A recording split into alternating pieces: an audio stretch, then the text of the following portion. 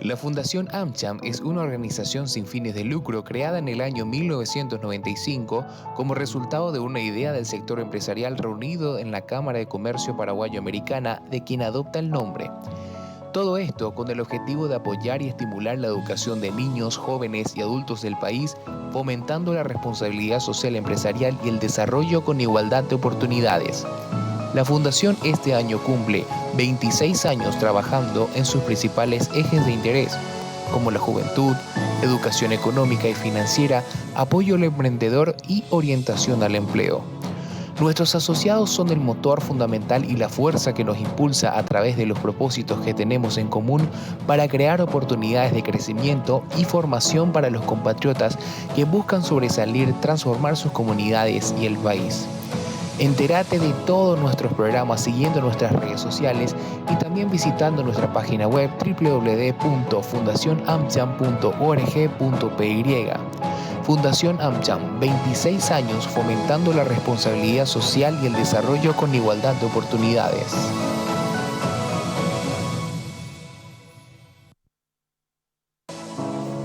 La Fundación AmCham es una organización sin fines de lucro creada en el año 1995 como resultado de una idea del sector empresarial reunido en la Cámara de Comercio Paraguayo-Americana, de quien adopta el nombre.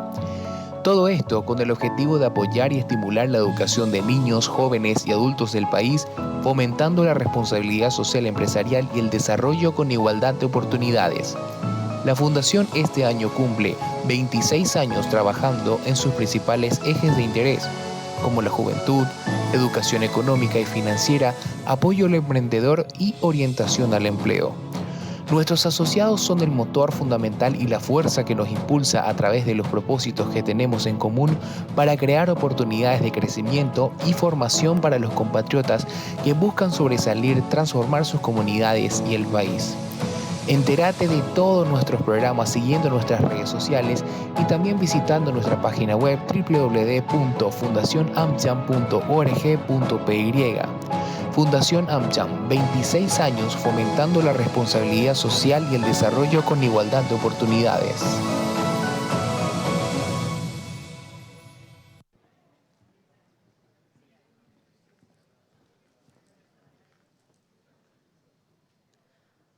Muy buenas tardes a todos los presentes. Es un enorme gusto poder recibirles en este evento a beneficio de los programas educativos de la Fundación AmCham. Antes de presentar a los expositores, quisiera agradecer primeramente a cada uno de ustedes por participar de este evento y a la vez contribuir con la generación de oportunidades para los niños, jóvenes y adultos de nuestro país que buscan transformar sus comunidades a través de la educación. Asimismo, me gustaría agradecer también a todas las empresas auspiciantes que nos acompañan en este evento y confían en nosotros. Al Banco Basa, por la gentileza de poder permitirnos llegar a ustedes a través del Basanomics y contribuir con un propósito y causa común. Al Sheraton Asunción Hotel, por abrirnos sus puertas para poder llevar a cabo este evento. A las empresas Kemsa, Lockers, Daniel y Seche Asociados, Navarro Correas, Álamo S.A., Sistemas y Gestiones S.A., Voga Abogados, Enex Paraguay, Bebidas del Paraguay, para su marca Pulp, Berkenmeyer, Telesports and Outdoors, Estudio Peroni, Sosa Telechea, Burti Narvaja, La Consolidada S.A. de Seguros, Archer Daniels Midland Company y Basa Capitals. También al equipo de Jessica Miralles por el montaje del evento, Revista Level por el apoyo en la cobertura del evento y a los ex becarios de nuestros programas por acompañarnos esta tarde y por la predisposición de siempre. A todos ellos, muchas gracias.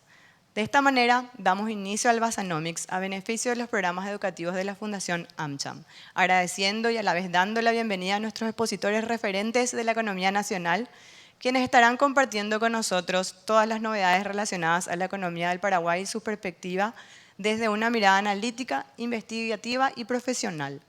Damos la bienvenida entonces a los señores Santiago Peña, Máster en Administración Pública por Columbia University, y Carlos Fernández, Doctor en Economía por University of Chicago. Bienvenidos. Muchas gracias, Estefania. Muchas gracias.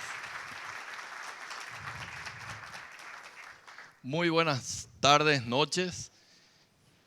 Para nosotros es un honor estar hoy acá con todos ustedes por una causa noble, yo creo. Cuando se lanza esta iniciativa no dudamos un solo momento en apoyar. Yo creo que es lo mínimo que podemos hacer. Pero hubieron gente que me dijo, che, ¿no es un poco caro?, me decía. Y yo le decía, no. Lo que es caro es dejarle a nuestra juventud sin la oportunidad de estudiar, sin la oportunidad de progresar, sin la oportunidad de ser alguien mejor en la vida. Y yo creo de que con los fondos que estemos recaudando hoy, realmente vamos a estar colaborando para que muchos jóvenes realmente tengan un futuro más saludable, un poco más brillante, un futuro que ellos se merecen, como nos merecemos todos los que vivimos acá en esta tierra llamada Paraguay. Muchísimas gracias a todos ustedes por el aguante, por la contribución que han hecho con nosotros. Y bueno, estamos aportando un grano de arena para construir el Paraguay que todos queremos y que todos nos merecemos. Y hablando de Paraguay, Santi, mañana tenemos un partido. Yo sé que cuesta tener la confianza en nuestro equipo. Por suerte no hablamos del torneo local. Pero no, es Paraguay, es la albirroja. Yo creo que este no es momento de hablar de Cerro, de Olimpia, de hacer chanzas, bromas con respecto a Cerro, con respecto a Olimpia. ¿Se escucha bien? No sé si escucha bien en el fondo de la tabla. Bueno, señores. Disfrutá este momento. Un aplauso para todos ustedes realmente por apoyar esta iniciativa. Santiago. Muy buenas noches. Muy buenas noches para todos ustedes. Realmente para nosotros es un privilegio poder estar hoy acá. Y como dice Carlos, creo que es importante hacer un poco memoria de dónde nace esta idea de Basanomics. A Carlos y a mí nos tocó trabajar en el gobierno en el periodo pasado y cada año en un esfuerzo de comunicar el ritmo de la economía y tratar de alguna manera de conducir las expectativas económicas de cómo se podría comportar al año siguiente. Cada año hacíamos en diciembre un evento en el Banco Central que se volvió una tradición, una linda tradición que hasta hoy se mantiene. Y cuando salimos del sector público y nos recibe el Banco Basa en el directorio, y quiero agradecer acá a su presidente Fernando Paciello, los directores, nos reciben en el banco, le decimos por qué no hacer algo similar pero del sector privado. Y obviamente yo ya en el ámbito privado y un poco con la cabeza comercial decía, ¿y por qué no cobramos?, decía. Y Carlos me decía, no, Este es un evento académico. Acá lo que nosotros tenemos que tratar es de alguna manera de poder transmitir el conocimiento, la experiencia, para que otros actores económicos, para que estudiantes, para que la ciudadanía en general pueda entender desde una mirada independiente qué es lo que está pasando en la economía paraguaya. Creo que todos siempre estamos preocupados por entender qué es lo que ocurre.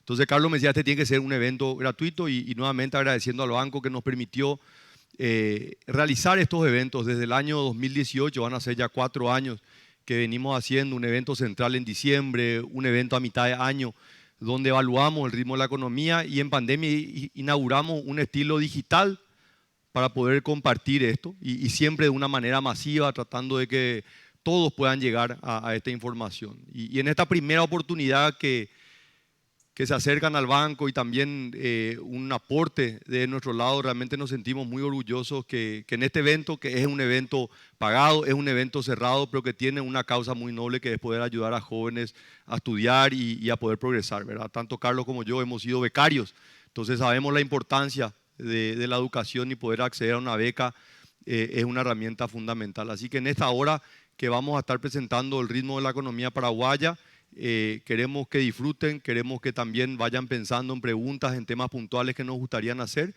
y la idea es que puedan tener más información al salir de acá. Nuestro interés no es ni influir positivamente ni negativamente, es dar información sobre lo que nosotros entendemos es el ritmo de la economía y lo que nosotros creemos que puede ocurrir en los próximos meses. Así que, con su permiso, Carlos, todo tuyo. Muchas gracias. Empezamos entonces muy rápido.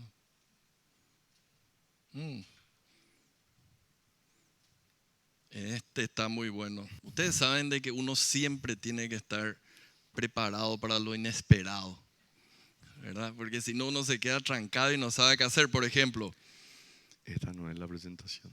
Este es el Basanomics viejo. Entonces está espectacular que yo les pueda hablar sobre Basanomics y voy a tener que improvisar. Uno de los dos. Mientras ponen la presentación. Mientras ponen la presentación adecuada voy a tener que empezar a inventar algo. Uno tiene que realmente, ahí ya van a venir, espero que venga rápido. Pero bueno, empecemos entonces con la improvisación. Lo que vamos a tratar de hacer es dar como siempre, Paraguay es una economía pequeña y abierta. Entonces, básicamente siempre es importante empezar un poco con un panorama mundial, que les voy a mostrar apenas esté ahí. Básicamente todos sufrimos, todos pasamos, todos atravesamos, hablando de todos, no solo los que están acá ni los que están afuera en Paraguay, sino todo el mundo, atravesó por un año muy difícil. El año más difícil en términos macros o agregados, el año más difícil desde los años 1930, cuando fue la gran recesión. Ahora bien, de eso, lógicamente, cuando la vara está muy baja es fácil rebotar. Entonces, la primera parte un poco voy a analizar lo que es el rebote de la economía mundial para este año 2021. Y en ese sentido, existe algo bueno, por ejemplo, de que los pronósticos de crecimiento entre enero y ahora van mejorando paulatinamente, es decir, lo que era crecimiento 4, después ya es 5, y ahora están saliendo los nuevos pronósticos de crecimiento para el año. Y cuando se habla de la parte mundial o de la región de América Latina o de países emergentes y avanzados, en todos los casos existen revisiones al alza. Eso es algo bueno, dado que esa revisión al alza es importante, son factores o motores de crecimiento para el Paraguay. Ahora bien, como dije, cuando la economía está en un desempeño muy bajo es fácil superarlo. Lo importante es ver cuán sostenible es. Y voy a mostrar un poco algunos números, ahora que ya estuve piloteando un rato, entonces ya puedo empezar a hacer mi presentación, que esta sí corresponde. Ahora sí. Ahora sí, sanando las heridas. Básicamente las heridas que son justamente las heridas venidas de la pandemia. Y está dividido básicamente en los mismos 5 tópicos que tenemos siempre con Santiago. Voy a ir uno a uno después. Pero quiero resaltar esto que había dicho Felipe Jaramillo, que es vicepresidente para América Latina del Banco Mundial, que básicamente la región se encuentra en una encrucijada. ¿En qué sentido? En toda la región, Paraguay no fue la excepción, se hicieron muchos avances en términos económicos y sociales durante las últimas 2 décadas, por lo menos. Ahora bien, con esto de la pandemia, se crearon muchísimos problemas nuevos, muchísimos retrocesos ocurrieron en nuestros países y la gran preocupación ahora es si ese retroceso será cíclico, es decir, vamos a salirnos de nuevo, o va a ser estructural y va a ser más permanente. Entonces, necesitamos de políticas económicas, sociales, etcétera, de tal manera a que esto no se convierta en un efecto permanente y sea simplemente una pesadilla que hayamos pasado. Hablemos entonces del rebote, que básicamente le llamo un rebote fácil, después ya les avancé, pero si uno mira, y no quiero marearlo con los números, básicamente tenemos que el mundo va a crecer, de acuerdo a la última estimación de julio, la próxima semana salen las de octubre, estas son las estimaciones del Banco Mundial. Básicamente va a crecer un 6%, muchísimo mejor de lo que fue el desempeño el año pasado, cuando el mundo tuvo una contracción de 3,2%, y mejor también de lo que eran las proyecciones allá por el mes de enero. Y ustedes pueden ver que en la mayoría de las regiones, esa proyección de crecimiento para el 2021 básicamente ha mejorado. Y de hecho, si uno mira la región, uno usa los datos adecuados, que se llaman datos desestacionalizados, como decimos los economistas. Hubo una caída muy grande, que fue allá por el mes de marzo, abril, dependiendo del país, pero hubo una caída grande, eso se ve con las barras verdes, la contracción que hubo del Producto Interno Bruto, y a esta altura ya la mayor parte de los países están teniendo un nivel de producción que es igual o superior a la prepandemia, con la honrosa excepción de lo que es el caso de Argentina, que o merece otro Basanomis especial o merece solo un slide que lo voy a mostrar después.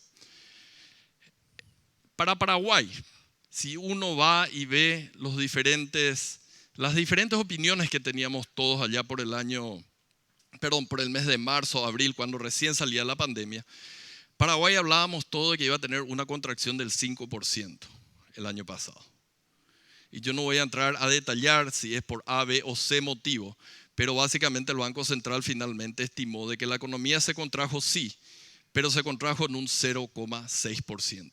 Es decir, mientras esperábamos de que iba a ser una de las peores recesiones que iba a tener la economía paraguaya, yo había escrito un artículo llamado Medalla de Oro, creyendo que iba a ser la peor recesión en la historia de Paraguay, finalmente lo que se tuvo fue una recesión muy pequeña. Y para este año ya se viene el rebote, que así como está en la tabla, el Banco Central en este momento estima va a ser un crecimiento de 4,5%. Pero de todas maneras, después de no un año malo, 2 años malos, acuérdense de que en el 2019 tampoco no fue un año bueno, la vara está 2 veces abajo. Entonces, este crecimiento de 4,5, incluso si llega a ser mayor, hay que saber evaluarlo adecuadamente. En el caso de Paraguay, si uno mira el PIB per cápita, finalmente se va a recuperar a un nivel un poco mayor de lo que era en el año 2018 en términos del PIB per cápita, en términos del PIB. Ahora bien, si uno ve el PIB per cápita y uno lo compara con respecto al 2018 en términos de dólares, la película o la foto no es tan linda. Realmente se tiene casi un 10% menos en el PIB per cápita al final de este año 2021 de lo que era en el año 2018. Por eso es que digo de que hay que tener mucho cuidado cómo se analizan los números. El PIB es importante, es la torta para todos, pero cuando distribuimos, los economistas somos locos también para distribuir a todo el mundo por igual, nos está tocando una porción menor de la torta en este año 2021. Y tenemos acá el rebote fácil. Todos los países de la región cayeron en el 2020, crecen bastante en el 2021. Algunos de ellos, por ejemplo, vean el caso de Perú, que si uno ve aisladamente, 2021 Perú va a crecer 8,5%, es un récord, puede salir a celebrar. Pero si ustedes se fijan, ni siquiera recupera la caída del año pasado, que fue del 11%. Entonces hay que tener mucho cuidado también con los números fantásticos que van a salir este año, porque todos los números van a ser positivos y fuertes, pero en muchos casos ni siquiera van a compensar la caída grande que tuvieron el año pasado. Y vuelvo otra vez a mi favorito, Argentina, que cayó 10 y este año se espera que crezca menos de 6. Todo un récord para la Argentina, pero no es nada comparado con la gran caída que se tuvo. Vayamos al mundo. Y Estados Unidos, la gran locomotora, está creciendo consistentemente en cualquiera de los indicadores que uno mire. Acá presenté dos: producción industrial y comercio minorista. En el caso del comercio minorista, por lejos, está superando los niveles previos a la pandemia. Y allá el consumo es súper importante. Entonces, con un consumo fuerte, como está reflejado acá, lógicamente el PIB va a ser muy fuerte este año en los Estados Unidos. La gente habla de un crecimiento récord de 7%, más parecido a la tasa china de crecimiento que con una tasa de Estados Unidos. Ahora bien, a veces eso viene con un costo. Viene con un costo porque aparte de un crecimiento rápido existe un aumento en los precios de los commodities y eso está pegando fuerte en la inflación. Un número mayor a 5% de inflación interanual para Estados Unidos es casi que un desastre. Tiene una explicación, y que también lo damos acá, pero vamos a analizar, después Santi lo va a analizar, de que hay eventos que explican esto. No solamente la recuperación de la economía, sino el incremento del precio de los commodities. Pero de todas maneras es algo que está empezando a preocupar. La Fed dice que no le preocupa, pero la Fed ya dijo de que para mediados del 2022 va a terminar de comprar bonos en el mercado como lo está haciendo ahora, y para finales del 2022 va a empezar a incrementar su tasa de interés con todas las consecuencias que puede tener un incremento de tasa, que significa un dólar más fuerte. Así que a prepararse para el año que viene, tengamos una normalización que es buena porque va a significar que se está normalizando la economía norteamericana, pero va a tener sus costos para todos. Y acá está lo que piensen. Si ustedes miran el lado izquierdo, solamente 4 únicamente de 18 pensaban que en el 2022 se iba a subir la tasa. Si uno ya mira el gráfico de la derecha, la mitad ya la está pensando de que va a subir. Y en el 2023 todo el mundo espera de que se normalice la tasa de la Reserva Federal. En cuanto a Brasil, también pasó por lo mismo, una fuerte caída y una fuerte recuperación nuevamente. Ahora se está viendo, eso es bueno, es nuestro principal socio comercial y Brasil está mejorando. Y de hecho, si se compara también con relación a lo que era a comienzos de año, el crecimiento esperado para Brasil, que es el gráfico de la izquierda, ya está por encima del 5%, bien mayor del 3,5% que se tenía aproximadamente a comienzos de este año. Entonces, Brasil tiene una recuperación, pero con una preocupación: el fantasma de la inflación también. También en Brasil se tienen récords, está a punto o ya pasó el 10% de inflación interanual, algo que no veían hace mucho tiempo, y eso está llevando a un ajuste de la tasa de política monetaria en Brasil, que es el gráfico de la derecha. Son muy agresivos, de hecho, si acá el Banco Central ajustó en 50 puntos básicos, allá en Brasil está ajustando cada vez que se reúne el comité de política en 100 puntos básicos. O sea, se lo están tomando en serio porque pueden perder credibilidad, y la tolerancia a la inflación en Brasil es muy pequeña, en el sentido de que una alta inflación puede hacer perder muy fácilmente la credibilidad del Banco Central, y eso sería muy malo para ellos. De Argentina, acá está el slide. Y por favor vean, un amigo me mandó este tweet y es fantástico, me pareció. Estoy comprando 2 pares de zapatillas, como dicen ellos, championes, a 47,000 pesos. Eso mismo pagué un auto 0 kilómetros en el 2011. Fantástico. Cuando leí esto me enamoré, porque refleja exactamente lo que ha sido, es y será la Argentina. Hice el cálculo, no crean que no hice, me fui al año 2011, vi el tipo de cambio y realmente 47,000 pesos servían para comprar un auto en el año 2011. Entonces, esto refleja básicamente lo que es la Argentina, y por suerte lo tenemos ahí para saber cuál es el ejemplo también de lo que no tenemos que hacer. Los mercados financieros, a pesar de la recuperación de Estados Unidos, están relativamente favorables. Todavía no hubo el ajuste de tasas, hay alguna volatilidad cada vez que hay un evento raro en términos de declaraciones de la Fed, pero básicamente está muy tranquilo el mercado financiero en los Estados Unidos y por tanto a nivel global también. Y en cuanto a las materias primas, bueno, ahí pueden ver el fuerte salto que pegó. Como ejemplo puse la soja, pero también podrían ser el precio de los alimentos en general. Y básicamente se han disparado, casi que llegaron a tocar los picos que tuvimos antes del 2014-2015. El petróleo también, ustedes se acordarán cuando llegó a un precio, creo que no era un precio real de $0 el barril porque no había capacidad de almacenamiento, pero básicamente se han recuperado. Se está viendo una especie de caída recientemente. Eso va a ayudar finalmente también a la cuestión de la inflación, no solamente acá en Brasil, en Estados Unidos.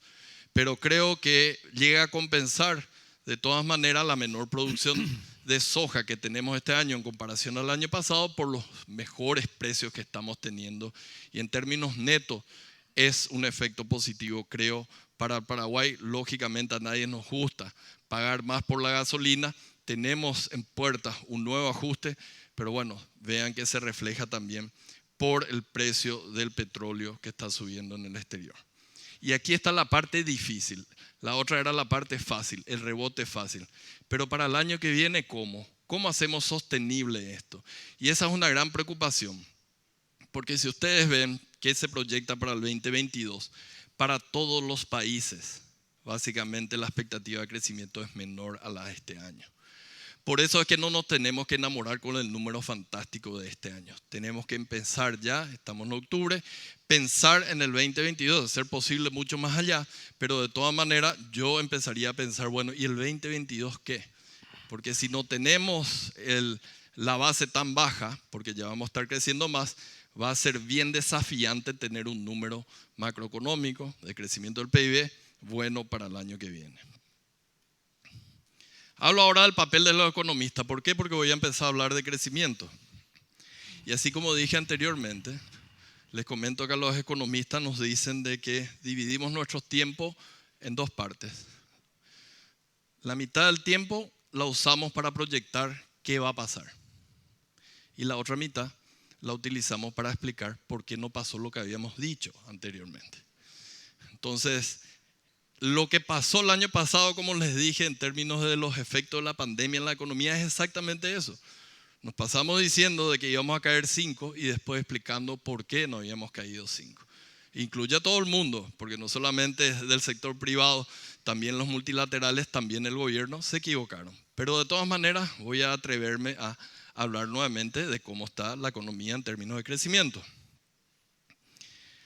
Acá tenemos la evolución de lo que son los casos diarios. Estamos en una primavera, estamos muy bien y lógicamente en la medida que vamos mejorando la gente tiene más confianza. Este evento es un reflejo de esa confianza y de la situación sanitaria que está mucho mejor de lo que era anteriormente. Impensado era acá hace un año tener un evento así.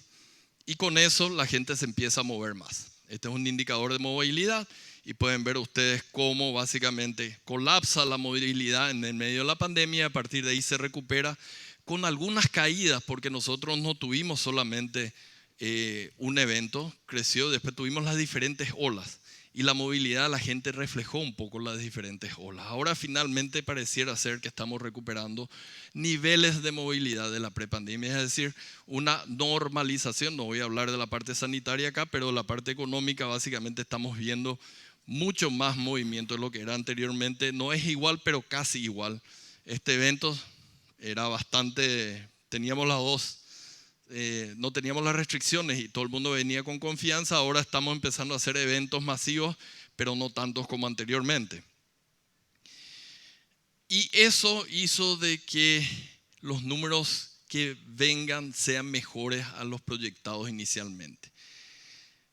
Sorprendió del lado positivo los números que están viniendo y las proyecciones del Banco Central fueron corregidas al alza. Inicialmente bajaron de 4% a 3,5% en abril, pero el último número fue de 4,5%, de 4 a 3,5 y después 4.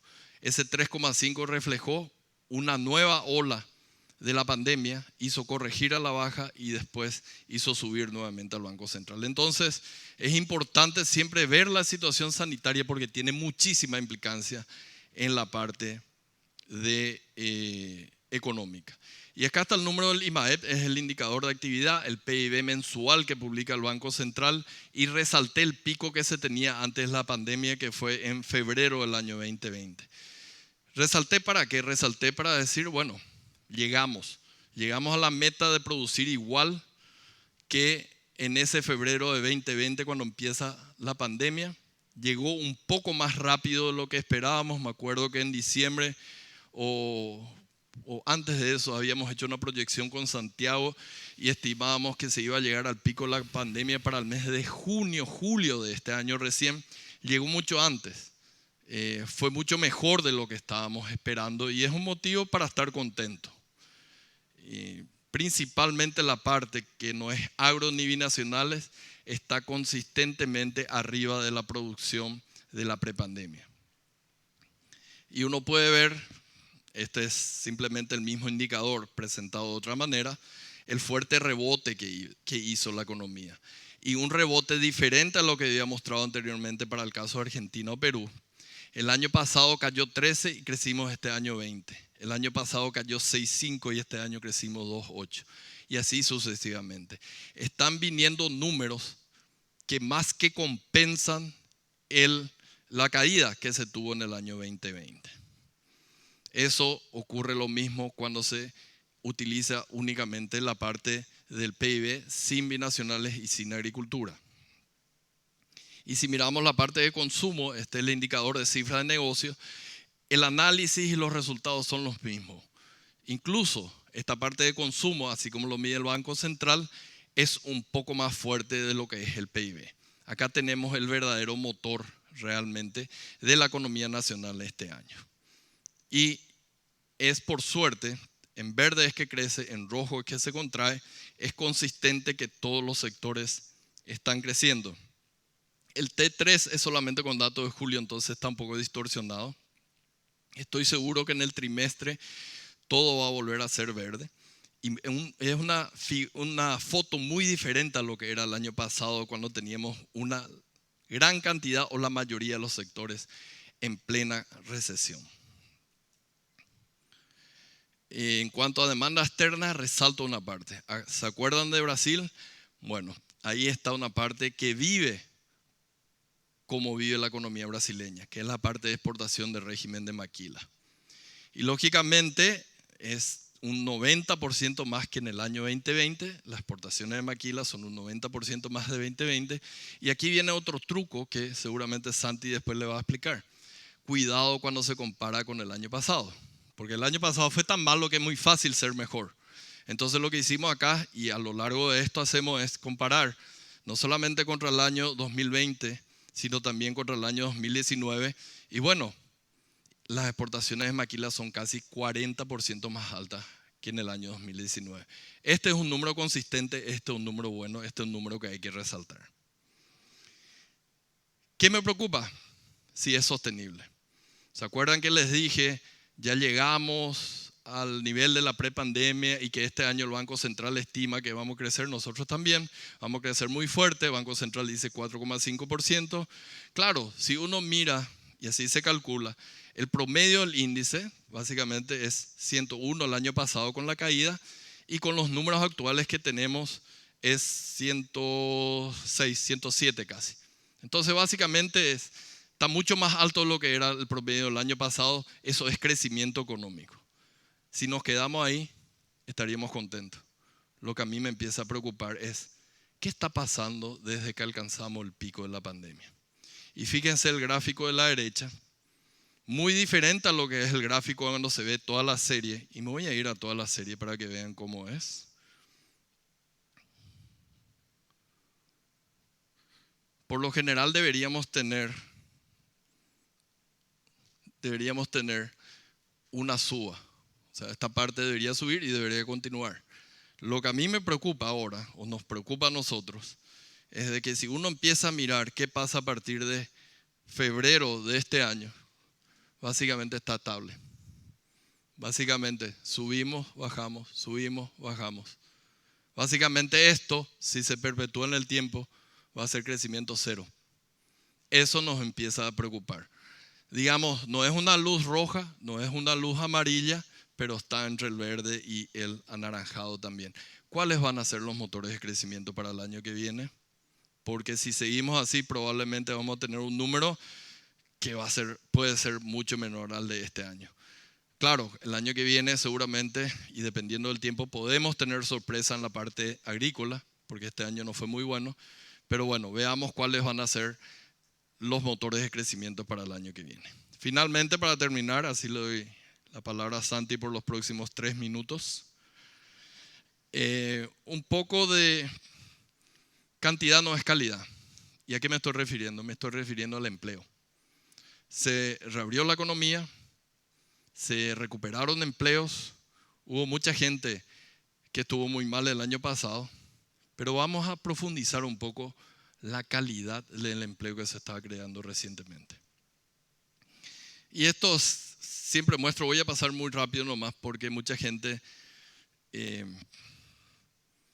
desvaloriza el efecto de la macroeconomía en la gente. Siempre dice la macro está bien, pero el bolsillo de la gente no está bien. Al final de cuentas, en el largo plazo, la macro es la suma de la micro. Es imposible un país en el cual todo el mundo está mal y la macro le va bien. En el corto plazo puede ocurrir, pero si uno mira a largo plazo, y acá vemos el PIB per cápita en dólares, una medida de la macro, y vemos los niveles de pobreza entre 2002 y 2020, ambos avanzaron. Por eso es que muchas veces enfatizamos nosotros de que es importante tener una macro, porque es la base sobre la cual se construye todo lo otro. No tener esa macro no te permite construir nada. Y entonces vayamos a qué pasó. El año pasado, una disparada en el desempleo, o una disparada, para llamarlo más elegantemente, en el número de personas que tenían problemas de empleo. ¿Por qué? Porque se creó, yo creo que artificialmente, una nueva categoría que se llamaba inactivos circunstanciales. Es aquella gente que se quedó en su casa porque no podía salir porque había restricciones. Como economista yo les digo, esos eran desempleados. Para el INE y para la OIT, es cierto, ellos seguían la categoría de la OIT, eso se llamaban inactivos circunstanciales. Pero es gente con problemas, gente que no recibía ningún tipo de ingreso y para mí era desempleado. Mejoró con la apertura, pero sigue en niveles elevados. Y ahí, si empezamos a analizar el tipo de empleo que se destruyó y después se creó, fíjense del lado derecho, las barras a la derecha. Y básicamente el que más sufrió fue el sector terciario. El PIB, si ven a la izquierda, el terciario también es el que más sufrió. Del lado derecho, el empleo en el sector terciario es el que más sufrió. Y es el sector que está recuperándose más rápidamente. Pero el sector terciario es muy amplio. Son todos los servicios, pero hay muchas categorías ahí. No voy a entrar mucho acá en la cuestión de género. Sufrieron sector terciario, básicamente en el sector urbano más que en el sector rural, y también mujeres. Entonces, esas son las características de la gente que sufrió el año pasado la pérdida de empleo. Mujeres, sector urbano, terciario y también sector informal. Y uno empieza a mirar qué está pasando en este 2021 y medio que siempre hablamos de la informalidad en Paraguay, que es muy elevada y demás. Y creímos de que a lo mejor era la oportunidad que los nuevos empleos que se creen sean un poco más formales, pero no ocurre eso. La recuperación del empleo en este momento se está dando casi básicamente en el sector informal. Creo que si se calcula es el 80 al 85% del empleo nuevo que se crea se está creando en el sector informal. O sea, las condiciones van a estar peores de las de antes en términos de informalidad. Y si uno mira un poco más y ve la categoría ocupacional, acá uno puede ver que la creación básicamente es el trabajador por cuenta propia, que es la barra roja que está ahí. Mucho del empleo nuevo es en realidad gente que trabaja por cuenta propia. muy precario. Y si uno mira el tamaño de empresas, vemos que la mayor parte del empleo, que es la barra anaranjada, son microempresas, o sea, de 1, 2 o 3 personas. Nuevamente, mucha precariedad en el tipo de empleo que se está creando. Y si a eso le sumamos lo siguiente, de que miramos lastimosamente esto solamente ahí a diciembre del año pasado, hay un 12% de ingreso salarial promedio para los trabajadores, en el caso del trabajador independiente. Es decir, empleos de mala calidad con una remuneración menor. Le sumamos todavía más pimienta o condimentos, empezamos a mirar la inflación, pero no la inflación anual, sino la inflación de alimentos, que es más determinante para la línea de pobreza. Y ahí ya no estamos hablando de un aumento de la inflación al 6,4%, sino estamos hablando de casi 14% de inflación. Esto va a tener un fuerte impacto este año en términos de pobreza. Acuérdense, el año pasado subió la pobreza, este año probablemente suba más por varios motivos. Uno de los motivos es la mayor inflación del precio de los alimentos. Otro motivo, la restricción que hay ahora a nivel fiscal para seguir sosteniendo esas transferencias sociales. Entonces van a haber muchos golpes, y acá yo quiero llamar la atención en términos de que la inflación no es simplemente para tener un número macro lindo, sino para que después la gente, principalmente los más necesitados, no terminen sintiendo más de lo que podamos sentir nosotros que estamos acá en este evento. Ya ocurrió. 2016. En el 2016 el PIB creció 4,3%, un año fantástico, lindo, macro. La inflación total era 3,9%, pero la inflación de alimentos fue 8,6%. Resultado final, a pesar de que la economía crecía fuerte, pobreza total subió más del 2%, del 26,6% en el 2015 al 28,9% en el 2016. Ojo con la inflación, no es para poner un lindo número, tenemos que tener cuidado para cuidarle a aquellos paraguayos que son los más vulnerables. Santi. Gracias, Carlos. Un aplauso para Carlos, realmente espectacular. Y la verdad que a mí ya me duele la cabeza, ¿verdad? De escuchar todo esto, y voy a tratar de no darle un dolor de cabeza acá a nuestro presidente, que siempre quiere que sea muy diplomático y cuidadoso con mi lenguaje, pero como este es un evento cerrado, no está siendo grabado, voy a tener un poquito de margen para poder hablar probablemente en un lenguaje más sencillo de las cosas buenas, pero también de las cosas malas de que estamos viendo, ¿verdad? Creo que esta primera parte que nos cuenta Carlos es motivo. Yo realmente le pongo un poquito más del lado del amarillo, no tan cerca del verde, de la preocupación. Creo que lo que ha ocurrido, y esta economía que es cierto, rebota, y hablábamos en el Basanomic de diciembre del año pasado, el efecto del rebote del gato muerto. Hasta un gato, si lo lanzamos, y discúlpame la analogía quería Mari, ¿verdad? Pero hasta un gato muerto que cae va a rebotar, pero no quiere decir que está vivo. Entonces lo mismo pasa con la economía. La economía puede rebotar, pero no quiere decir que tiene un crecimiento vigoroso.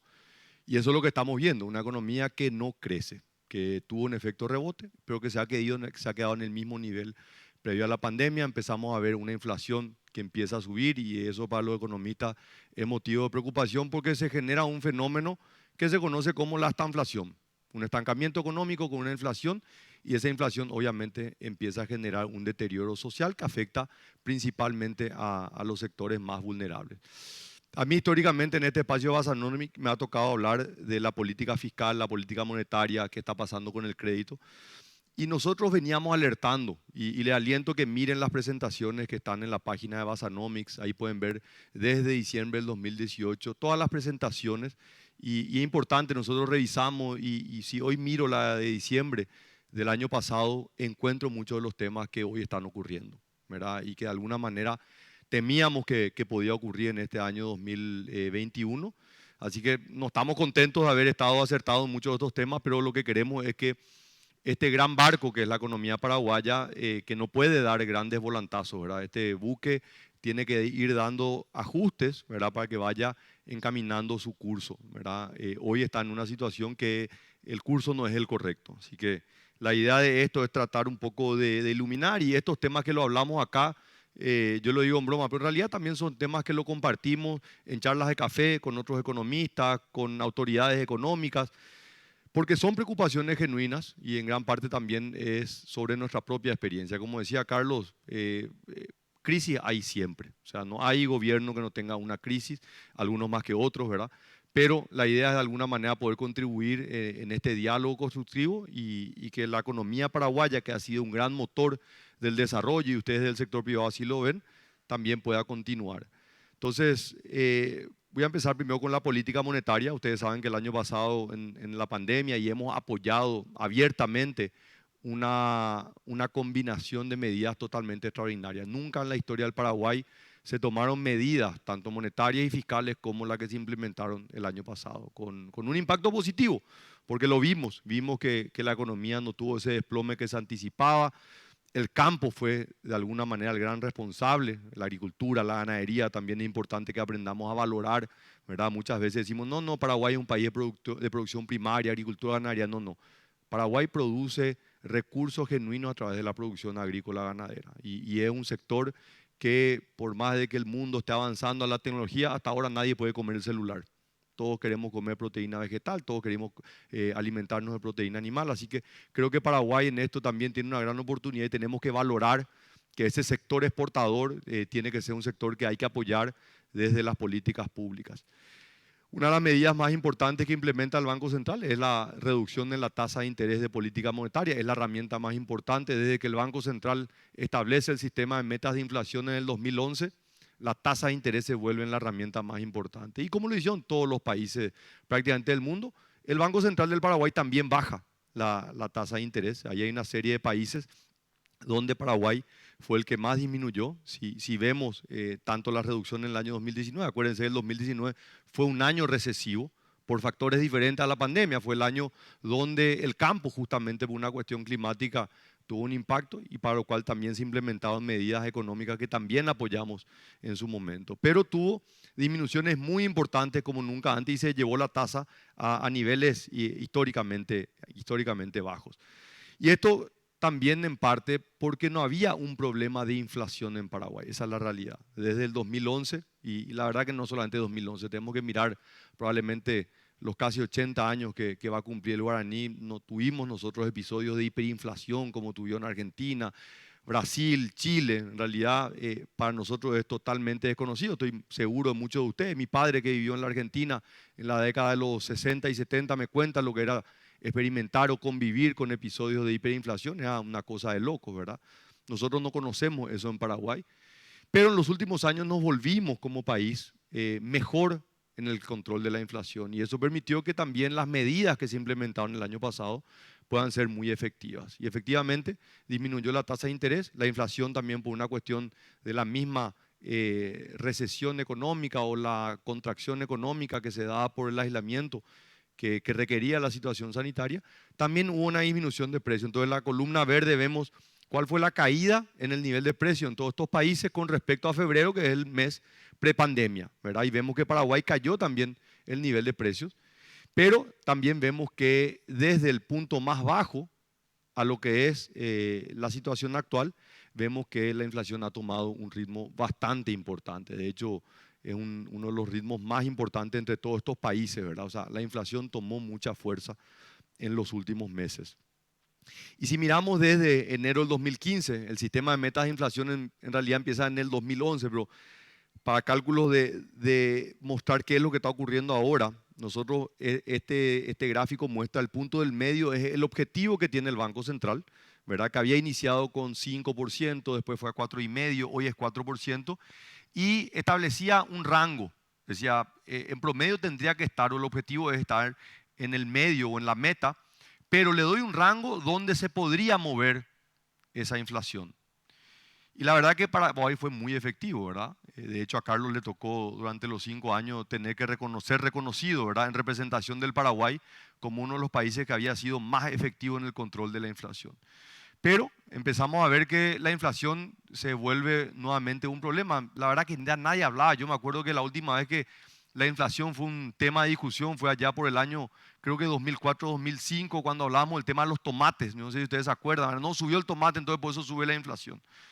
Luego nos olvidamos de eso y hoy nuevamente la inflación sigue o vuelve a ser un tema de discusión y la razón es que en el último mes sobrepasa por primera vez desde el año 2011 que se establece el mecanismo de metas de inflación, sobrepasa ya el límite con el nivel de 6.4, está por encima del rango superior, o sea, el lugar donde no debería pasar, que es el límite superior del 6%, ya lastimosamente se llegó y eso obviamente genera preocupación. Vuelvo a repetir, nosotros alertábamos de esto ya en diciembre del año pasado. Y también lo que preocupaba es que veíamos que el comportamiento mensual de la inflación empezaba a tomar un ritmo importante. Empezamos a ver a finales del año pasado que había un comportamiento en promedio de la inflación mensual, era una inflación del 0,5%. Si yo anualizo eso, si yo tengo una inflación promedio de 0,5%, si yo hago una proyección hacia adelante los próximos 12 meses, me sale que la inflación es 6%. Entonces, ese es un cálculo muy simple y obviamente el Banco Central tiene modelos macroeconómicos y modelos econométricos mucho más sofisticados que tratan de predecir y en base a eso tratan de anticiparse a lo que puede ocurrir en el futuro. Nosotros veíamos ya que la inflación venía tomando un ritmo fuerte y ya en los últimos 3 meses vemos que ya no es 0,5%, es 1% la inflación promedio. Si hacemos el mismo ejercicio, si anualizamos, nos da que la inflación es del 12% la proyección. Entonces, estamos entrando ya en una situación que es complicada, ¿verdad? Y en esto hay un debate no solamente en Paraguay, en el mundo está habiendo un debate, porque ciertamente hay factores externos. También hay factores internos, está ocurriendo una dinámica y todos los que están en el comercio saben que hace unos años o unos meses un contenedor te podría salir $3.000. Hoy si conseguís por $17.000 o $20.000 un contenedor que venga de China es una ganga.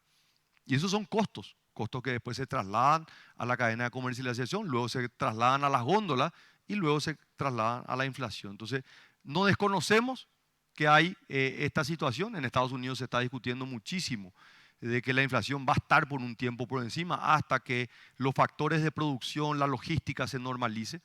Pero yo creo que en el caso de Paraguay hay otros elementos que también quiero compartir con ustedes que son los que generan de alguna manera nuestra preocupación. Acuérdense que la inflación, ¿qué es? La inflación es el incremento constante en el nivel de precios. No porque un mes suba un precio quiere decir que hay inflación. Puede subir y puede bajar. Pero cuando constantemente y mes a mes empieza a haber una inflación, estamos preocupados.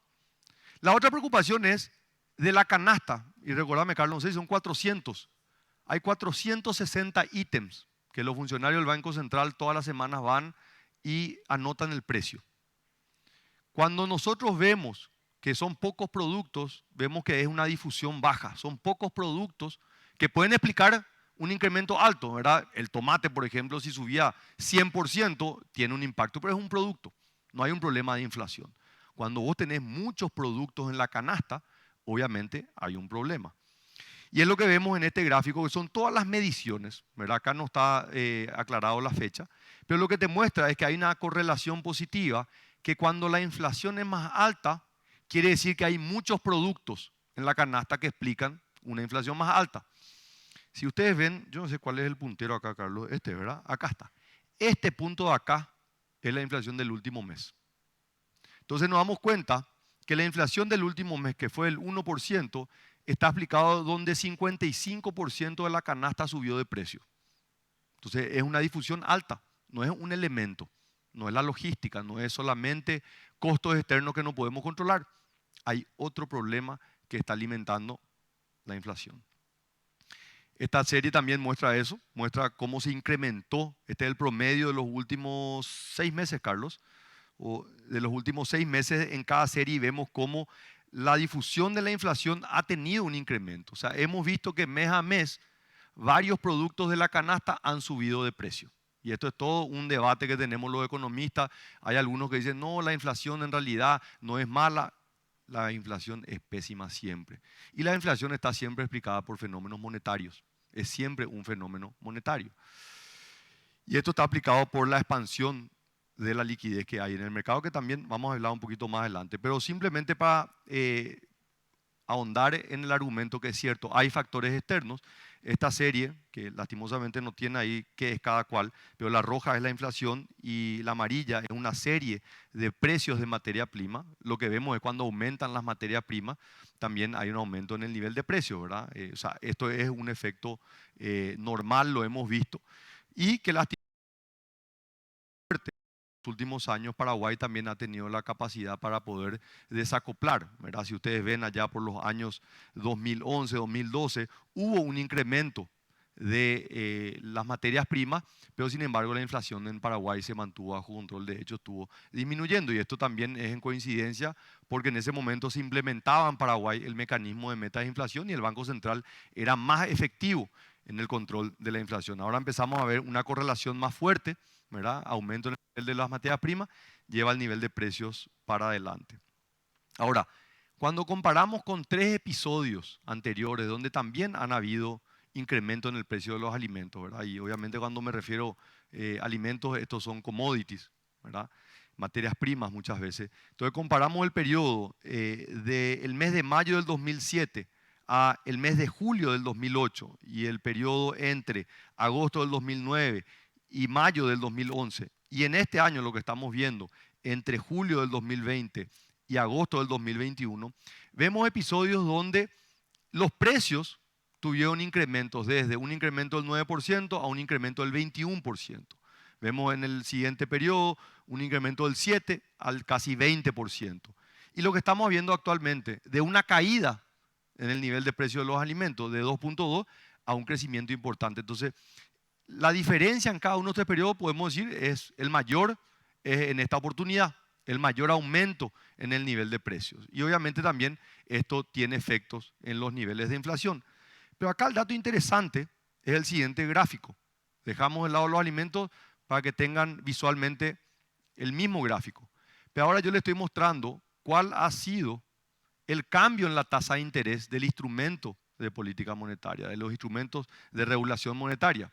Vemos que en el primer episodio hubo un incremento en la tasa de interés.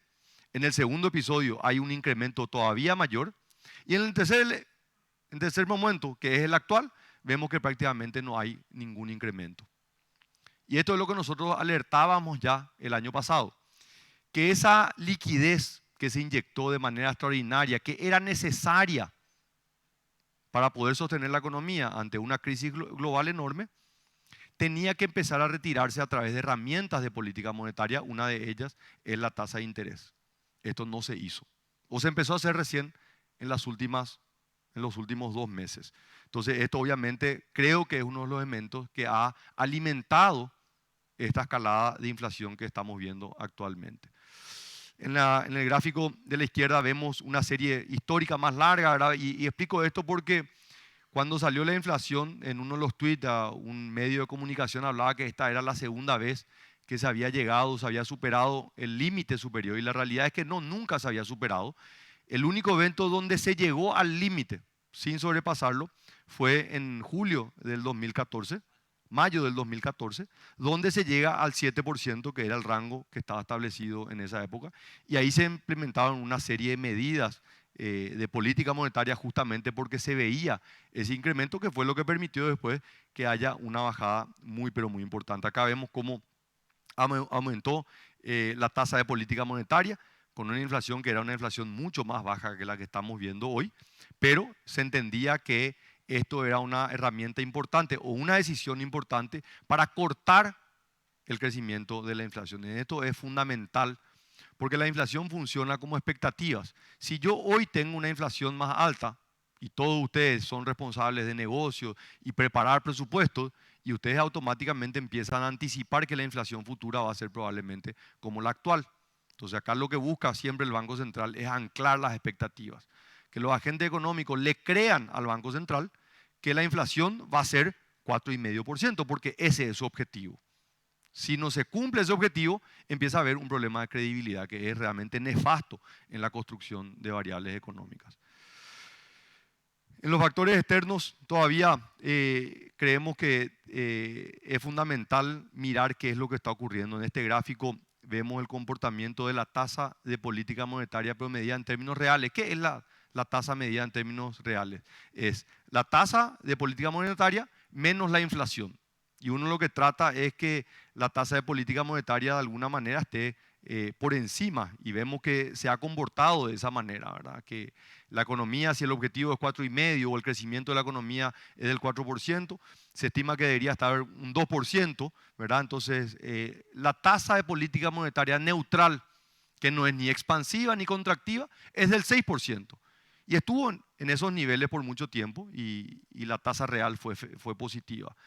Luego viene esta situación de pandemia, baja la tasa de política monetaria, se inunda de liquidez el mercado y esto se fue lastimosamente hacia mayores precios, que es lo que vemos hoy, que por primera vez la tasa real ha estado en territorio negativo y creciente, ¿verdad? Porque obviamente la inflación está creciendo. Esto que ocurre en Paraguay es también un fenómeno que le ocurrió a Brasil o le está ocurriendo a Brasil, y Brasil salió con una estrategia muy agresiva de incremento de su tasa de política monetaria. Esto paso rápidamente el de la izquierda, es simplemente la tasa interbancaria, que es la tasa a la cual se prestan los bancos, que se mueve alrededor de la tasa de política monetaria. Y el gráfico a la derecha lo que nos muestra es cuál es la liquidez que está en el sistema. Esta es la facilidad permanente de depósito. Esto sería como la cuenta corriente de los bancos en el Banco Central. Y ahí ven que esta cuenta se movía alrededor de 1 billón de guaraníes por mes en promedio, a veces más, un poco menos, pero ese era el nivel desde el 2018. Apenas sale la pandemia y con todas estas medidas, la liquidez se fue a la nube, ¿verdad? Todos los bancos estaban inundados de liquidez, una liquidez de corto plazo, así que si ustedes no pudieron recibir un crédito es porque probablemente no era el plazo, ¿verdad? Los bancos tenían liquidez de corto plazo y yo de repente me voy y le pido al banco un crédito a 10 años y no le puedo dar esa liquidez porque yo no sé en qué momento el Banco Central me va a retirar. Esa liquidez está todavía en niveles altos, está empezando a disminuir, ¿verdad? Y esto también en parte por las intervenciones que está haciendo el Banco Central, que inyecta dólares y saca guaraníes, pero está todavía en niveles muy superiores a los niveles que teníamos previo a la pandemia. Y esto para terminar un poco la parte de inflación, ¿verdad? La inflación alta claramente es, y podemos encontrar la explicación en varias variables, ¿verdad? Podemos decir que son solamente factores externos, que las materias primas que no controlamos, ¿verdad? Por más que somos grandes productores de materia prima, no controlamos, se cotiza en el mercado internacional, el precio de la soja, el precio de los granos en general y la carne, pero está teniendo un impacto y está presionando.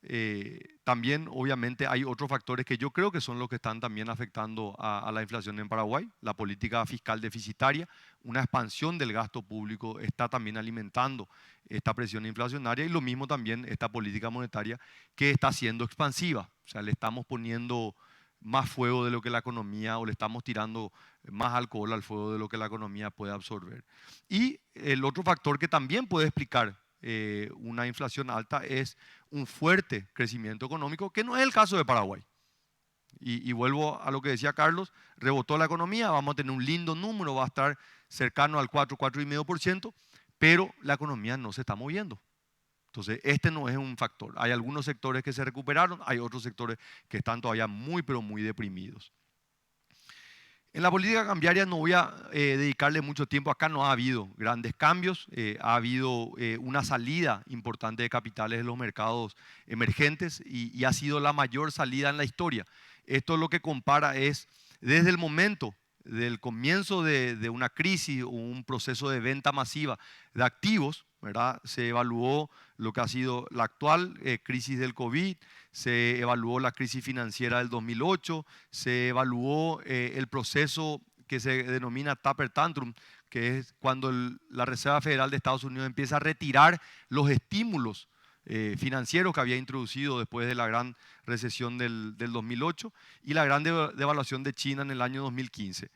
Por lejos, la salida de capitales de los mercados emergentes ha sido la mayor, y esto obviamente es un problema porque le ha llevado a la gran mayoría de los países a tener que devaluar su moneda. Han aumentado las tasas de interés de manera abrupta allá por el año 2020, cuando arrancaba la pandemia.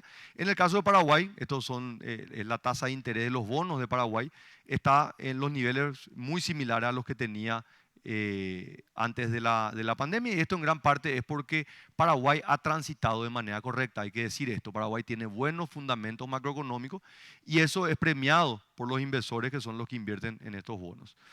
La depreciación anual, si comparamos la de Paraguay con 4 países de América Latina, quedó un poco rezagada, ¿verdad? Cuando arranca la pandemia y como consecuencia de esto que les decía, ¿verdad?, de una salida masiva de capitales, en la gran mayoría de los países hubo una devaluación de sus monedas para poder reflejar esa salida de capitales. En el caso de Paraguay no hubo, ¿verdad? Creo que también ahí hubo una estrategia de sostener el tipo de cambio de alguna manera artificial, ¿verdad?, con intervenciones, pero eso luego tuvo una subida importante que por supuesto también genera nerviosismo, ¿verdad? Pero hoy ya estamos viendo que las devaluaciones están prácticamente en los mismos niveles que casi todos los países. En esto no desconocer que el Banco Central siga haciendo un esfuerzo enorme para que no haya una salida o un incremento del tipo de cambio. Esto de alguna manera también para no sumar más presiones inflacionarias y de alguna manera también para quitar liquidez en guaraníes, ¿verdad?, sin tener que aumentar la tasa de interés, ¿verdad? Todo esto es parte de una sintonía fina, ¿verdad? Yo aumento la tasa de interés y esto encarece los créditos, ¿verdad? Pero la tasa de interés es necesaria aumentar para poder sacar la liquidez. La otra manera de poder quitar liquidez es interviniendo en el mercado cambiario. Yo vendo dólares y saco guaraníes. Entonces es una estrategia que también se está utilizando. Y esto finalmente, una serie de medidas, acá están todos los países, lo que Paraguay hizo no es absolutamente nada extraordinario, son las medidas acertadas, correctas. Fue muy oportuno lo que hizo Paraguay en materia económica el año pasado y principalmente sosteniéndose sobre una buena política monetaria, reducción de tasas de interés y la intervención en el mercado cambiario para evitar la volatilidad. Lo que hemos visto en el mercado de créditos bancarios también, esto la verdad que no hay mucho acá, ¿verdad? Ha habido una recuperación, la serie en amarillo es la serie en dólares y la de verde en guaraníes. En la sequía del 2019 ya habíamos visto una reducción importante del crédito, esto se empieza a recuperar.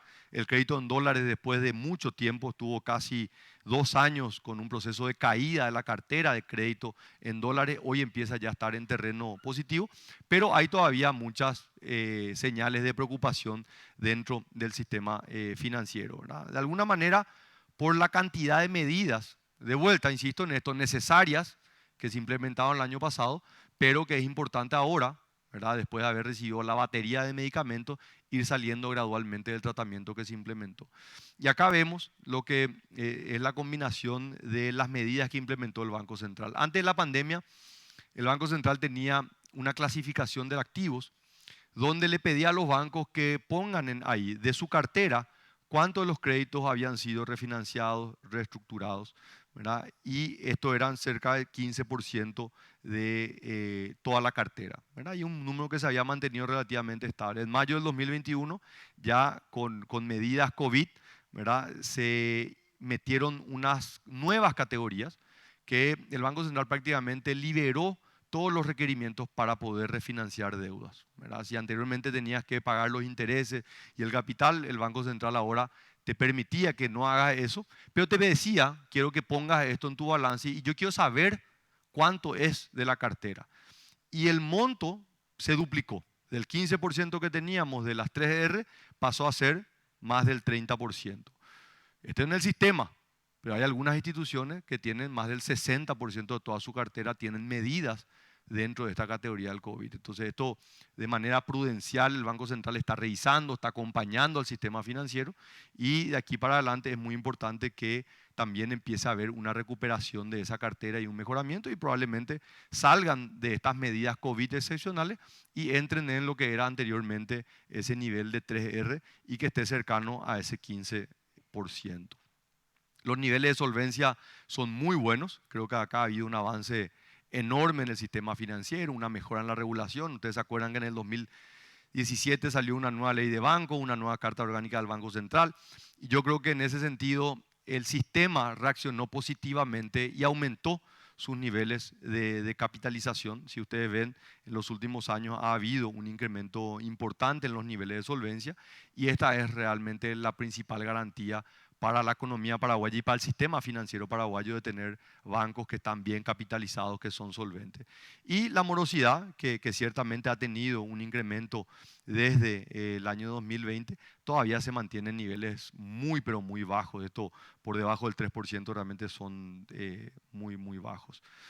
Ahora nos vamos a la última parte, que es la parte del déficit fiscal, ¿verdad? El gasto público, y en esto nuevamente fuimos muy vocales y muy abiertos en apoyar las medidas de emergencia que se aprobaron el año pasado, pero también en diciembre del año pasado dijimos, ojo, empecemos ya a regular el ritmo del incremento de la deuda pública, el incremento del gasto público, que lastimosamente no lo hemos visto y le voy a mostrar más adelante, ¿verdad? Si miramos entre todos los países, Paraguay tenía un nivel de déficit, y esto está comparando el 2019, que el 2019 ya fue un nivel de déficit que era el doble de lo que establece la ley de responsabilidad fiscal, ¿verdad? Históricamente Paraguay estuvo, o no históricamente, desde el 2013 hasta el 2018 el déficit fiscal estuvo por debajo del 1,5%, y eso permitía que la deuda se mantenga bajo control. En el 2019 viene un año recesivo y se plantea una política contracíclica, un aumento del gasto, aumento de la inversión, y esto llevó que el déficit vaya al 2,8%, y luego pensábamos que en el 2020 iba a venir una reducción del gasto. Lastimosamente nos enfrentamos a la pandemia y el déficit fiscal se fue a las nubes a un nivel del 6,1 que nunca antes habíamos visto. Y esto hizo crecer de manera importante. De hecho, si ven ahí el crecimiento de la deuda pública entre todos los países, fue descomunalmente más alta el crecimiento de la deuda pública de Paraguay.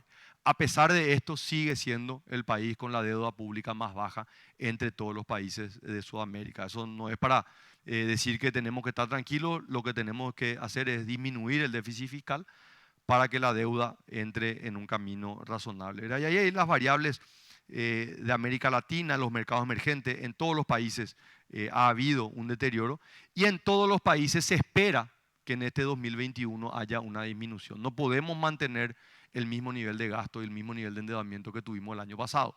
Esto tiene que ir retirándose. Y efectivamente en el caso de Paraguay han habido mejoras, ¿verdad? Si miramos el déficit fiscal y el resultado del balance operativo, que son las dos mediciones más importantes, estos son datos oficiales ya publicados hasta el mes de agosto, el de septiembre todavía no fue publicado por el Ministerio de Hacienda, pero muestra que el déficit fiscal disminuyó desde el cierre del año pasado, del 6,1 al 3,8%, y el balance operativo también tuvo un mejoramiento, pero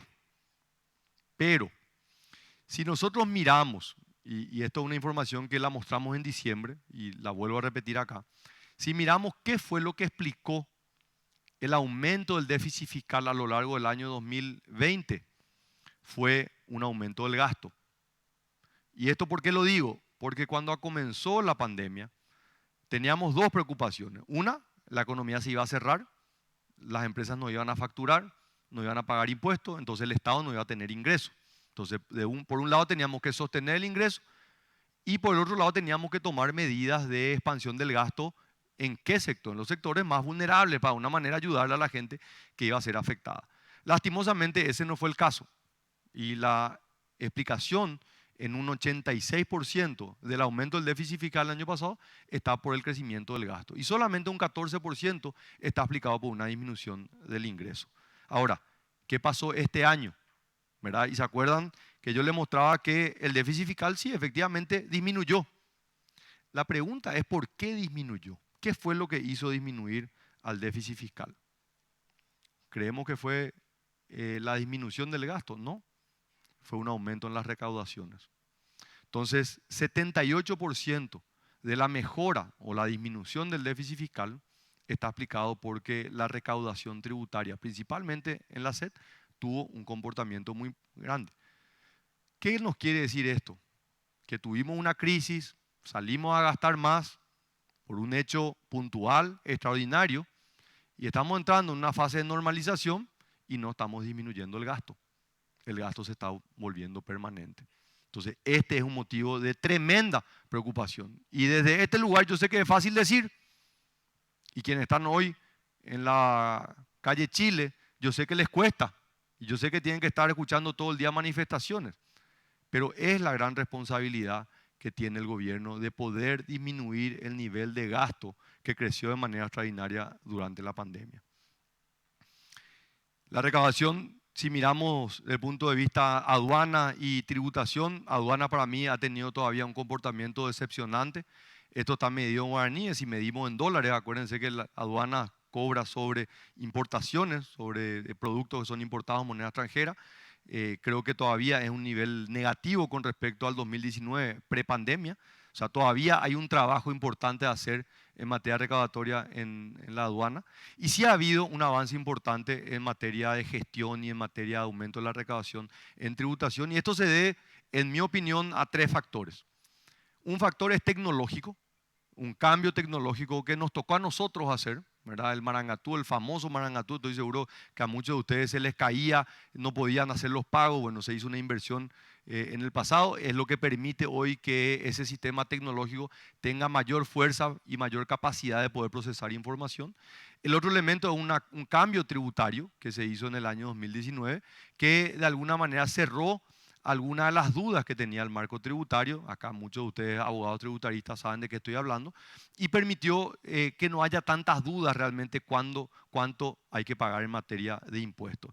Y el tercer elemento también hay que dar y hay que reconocer la gestión que ha tenido la actual administración de tributación. Creo que ha sido muy pragmático, que ha sabido comunicar, que ha sabido trabajar con el gremio de contadores, con los fiscalizadores y con los clientes en general, y creo que eso le ha redituado en un mejor desempeño.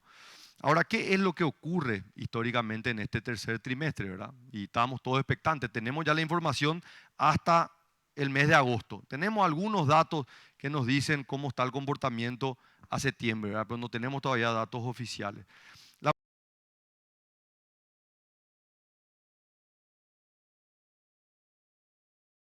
Y la otra mitad tratando de explicar por qué nos equivocamos. La historia es siempre un buen indicador, ¿verdad? Entonces, si nosotros miramos lo que ha sido el comportamiento fiscal de los últimos años, vemos que en años normales, ¿verdad? Hasta el año 2018, ¿verdad? Cuando se cumplía la ley de responsabilidad fiscal, el déficit fiscal en promedio era 0.7%, ¿verdad? Entonces, si le sumamos al déficit que tenemos acumulado hasta ahora, que es 1,5%, esto nos diría que debería estar cercano a el 2,5%, 2.2%. Súper razonable, creo que sería espectacular. Pero por la dinámica que tiene el gasto público, sabemos que seguro el déficit del último trimestre no va a ser 0.7. Ahora, no puede ser 2.3. Bajo ninguna circunstancia, el déficit del último trimestre o el nivel de gasto del último trimestre puede ser igual al mismo nivel de gasto que tuvieron el año pasado en el pleno de la pandemia con una economía que estaba destrozada. Entonces, este es el principal desafío que nosotros tenemos. ¿Cuál va a ser el déficit fiscal que ellos van a tener? Nosotros tenemos una expectativa, nosotros tenemos un cálculo que les voy a mostrar enseguida, que es algo razonable, con un aumento del gasto más que el 0.7 años anteriores, pero definitivamente muy por debajo del 2.3, que creo que sería un error. Este número nosotros lo dimos ya en el mes de abril del 2020. En el primer Basanomic Digital nosotros dijimos, bueno, vamos a entrar en una recesión tremenda, el aumento del gasto público va a ser descomunal, esto nos va a llevar a tener un déficit fiscal, pero a partir de ahí tenemos que trabajar para recomponer ese déficit fiscal, o si no, el día de mañana, cuando tengamos nuevamente una crisis, ya no vamos a tener el espacio para poder salir a hacer nuevamente una política contracíclica. No teníamos mucha duda sobre cuánto iba a ser en el año 2020, ¿verdad? Estos son los números oficiales del gobierno y nuestra posición. Donde sí empezábamos a ver una diferencia era en cuán rápido nos íbamos a recuperar hacia el déficit fiscal del 1,5%. Y nosotros decíamos, tenemos que tratar, y tiene que haber una responsabilidad política, económica y hasta moral, de que este gobierno pueda entregar un déficit fiscal del 1,5% de la misma manera que lo había recibido. Y esto es simplemente por una cuestión de construcción de políticas económicas a largo plazo, ¿verdad? Carlos y yo nos iniciamos en el Banco Central y sabemos perfectamente que la política monetaria tiene que ser pensada en el largo plazo. Si yo simplemente tomo decisiones para privilegiarme a mí, en mi gestión, le estoy dejando un problema a la administración. Entonces tiene que construir con una mirada de largo plazo. Lo mismo ocurre en materia fiscal. Entonces, si viene un gobierno y recibe un déficit fiscal del 2, del 3%, y lo primero que le pedimos a ese gobierno, ahora vos tenés que ajustar el gasto, y decir, espera un poco, 5 años tuvo el anterior y no pudo disminuir el gasto y yo tengo que venir ahora y hacer el trabajo sucio, ¿verdad? Tenés que cortar porque nunca es agradable. Entonces entendíamos y entendemos que es importante que puedan llegar al 1,5% antes del 15 de agosto del 2023, como una señal para que el que venga después tenga también ese comportamiento y pueda tener problemas, pueda enfrentar, pero que finalmente entregue la casa en orden. Hoy nuestro cálculo es que este año debería terminar en 2,8% el déficit fiscal y que ya el próximo año debería estar en un nivel del 1,6%. Esto en gran parte también por el tremendo problema que representa dos factores importantes. Primero, la presión de los gastos rígidos. Este gráfico a la izquierda muestra qué porcentaje de los ingresos tributarios, que son los ingresos que reciben los genuinos, acá no hay transferencias, royalties o compensaciones. Ingresos tributarios, impuestos, se destinan a gastos salariales, en la línea amarilla, y la línea verde, que es gastos salariales más los intereses de la deuda, que sí o sí hay que pagar. Y nos damos cuenta que prácticamente en esta pandemia el 100% de los ingresos tributarios fueron destinados a salarios y a intereses de la deuda, entonces obviamente no había plata. Esto ha disminuido, pero todavía está muy lejos del nivel que creemos que debería estar, que es el nivel que tenía allá por el 2018, cercano al 65%. Hoy está por niveles del 75%. Acá tiene que haber un esfuerzo de ambos lados, de un aumento de la recaudación y también de una disminución de los gastos salariales y la contención salarial. Y el otro problema que también presiona al déficit fiscal es el déficit de la caja fiscal, ¿verdad? Estas son las pensiones de los funcionarios públicos de la administración central que están de una manera totalmente desfinanciada y un déficit que crece año a año. Esto requiere una reforma, ¿verdad? Para que se pueda igualar de alguna medida los beneficios entre todos, ¿verdad? Porque los maestros tienen un sistema de jubilación, otros sectores tienen otro sistema de jubilación, que lo consiguieron simplemente en base a presiones. Entonces acá tiene que haber una gran reforma de la seguridad social que permita que todos los paraguayos podamos jubilarnos con las mismas condiciones. Acá no porque uno sea docente tiene que tener condiciones diferentes, porque lastimosamente hoy nos estamos encontrando con maestras de 45 años que han llegado probablemente al momento más productivo en su carrera profesional, que pasan a ser jubilados. Entonces no tiene ningún sentido. Y ya para terminar, y no alargar mucho, las conclusiones, algunos temas y pensamientos finales. La economía efectivamente rebotó, como lo habíamos anticipado que iba a ocurrir en diciembre del año pasado, pero no muestra signos de un crecimiento sostenido. Esto es un motivo de preocupación. Nos encantaría ver que los motores de la economía se empiecen a mover y eso hasta ahora no lo estamos viendo. Somos conscientes que existen factores externos, factores coyunturales, pero también entendemos que hay factores internos que están condicionando, que no están permitiendo que haya esa recuperación. El camino va a requerir una combinación de medidas macroeconómicas, esta que yo le dije, política fiscal, disminución del gasto público, política monetaria, ajuste en la tasa de interés para poder disminuir la liquidez excedentaria, pero también tienen que haber medidas microeconómicas.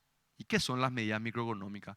¿Cómo hago que el empresario salga a invertir? ¿Cómo hago que el empresario salga a contratar?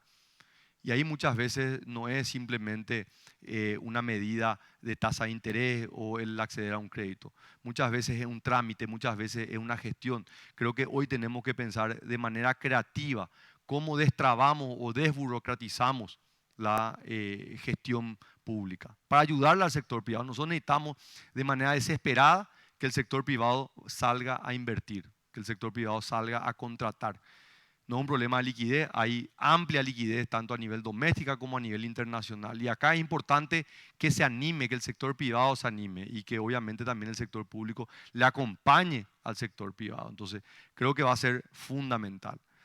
El escenario de la caída de los ingresos de los trabajadores, esto es lo que nos habló Carlos, ha habido una caída de cerca del 12% y esos son los datos del último trimestre del año pasado. No hay ninguna indicación de que esto haya aumentado en este año. Disminuyó el ingreso de las personas y estamos viendo que la inflación de los alimentos está aumentando. Y esto va a tener, y estamos lamentablemente seguros que esto va a tener consecuencias en los indicadores sociales. Los indicadores sociales se construyen sobre una base de una encuesta que se realiza en el último trimestre del año. O sea, ahora empieza la encuesta que va a determinar en el Paraguay cuántos pobres y pobres extremos. ¿Y qué significa eso? Se sale a preguntar el ingreso de las familias y se compara contra una canasta de productos. que en el caso de los pobres extremos es básicamente alimentos. Y en el caso de los pobres no extremos es alimento y unos pocos otros servicios y bienes de subsistencia, muy básicos. Entonces, si vemos que el ingreso cayó y el costo de vida subió, indefectiblemente es la combinación letal que va a indicar que en el año 2021 vamos a terminar con más personas en niveles de pobreza y más personas en niveles de pobreza extrema. Se necesita recomponer el mix de las políticas económicas. Acá tiene que haber una gran coordinación entre el Ministerio de Hacienda, entre el Banco Central y entre los otros entes del Estado, Ministerio de Industria y Comercio, Ministerio de Agricultura y Ganadería. Tiene que haber realmente un equipo que piense en estos problemas y pueda plantear de manera creativa soluciones adelante. Aprendamos de los errores. Abundan en la región. Tenemos demasiados casos de países que están en problemas enormes. Tenemos un país maravilloso. Este país está para realmente tener un despegue económico fenomenal. Tenemos que transitar estos momentos que son difíciles, pero les aseguro, si hacemos la tarea correctamente, si el sector público hace su tarea, si el sector privado hace su tarea y su parte, nosotros podemos tener un desarrollo económico y una recuperación económica que nos va a permitir no solamente que haya crecimiento económico, sino que se genere el efecto derrame y gotee en el estómago y en el bolsillo de las personas. Muchísimas gracias. Perdón. El último slide. Estas sí son las proyecciones revisadas, pero no cambiadas, muy importante de lo que teníamos ya de la última versión de Basanomii que dimos a mediados de año. El PIB no ha cambiado nuestra proyección, nosotros habíamos sido de hecho más optimistas que el gobierno, ¿verdad? Ellos luego de nuestra presentación también en su proceso normal, no porque dijimos nosotros, aclaro, pero en su proceso normal revisaron y también tienen una expectativa similar. La inflación, la verdad que ponemos el 6%, ojalá sea 6%, que es el límite superior, ¿verdad? Y esto va a depender de las medidas que se puedan implementar. En el déficit fiscal creemos que con un incremento, imagínense, 1,5 es lo que tenemos hasta ahora, debería crecer 1,5 en los próximos 3 meses para poder llegar a 3 y debería crecer 2%, ¿verdad? Lo cual es muy cercano a lo que vimos el año pasado, que a nosotros nos parece una locura, ¿verdad? Pero el nivel que estamos proyectando ojalá sea más cercano al 3.